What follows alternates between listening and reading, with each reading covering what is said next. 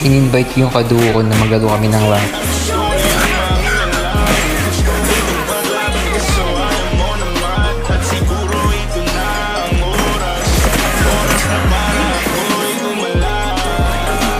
The man who can beat me is nothing.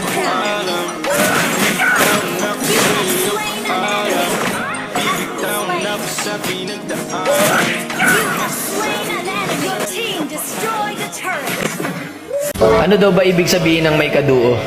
Panandali ang saya lang yan, men. Sa una lang yan masaya. Ang sarap sa feeling, no? Na pagkakalaro mo yung duo mo, okay lang kahit puro talo kayo. The best feeling pa dun pag naka-open mic kayo, no? Yung tipo na wala kayong pakialam sa game.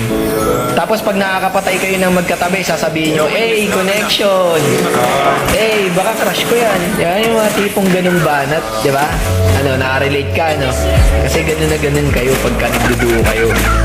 Pre, sabi ko sa'yo, habang kaduo mo pa siya, tol, sulitin mo na. Kasi very soon, pagka nakahanap yan ng core na mas malakas sa'yo, ipagpapalit ka niyan, tol. Kasi daig ng malakas, ang gwapo lang. Sabi ko nga sa'yo, men, kung alam mong pangit ka, dapat malakas ka mag-ML. Doon na kasi bumabase yung mga kababaihan kung gwapo ba talaga yung isang lalaki. Pagka balagbag ka mag-core. Lalo na pag retrogrades ka, naku po, laglag ang tipan ng mga kababaihan.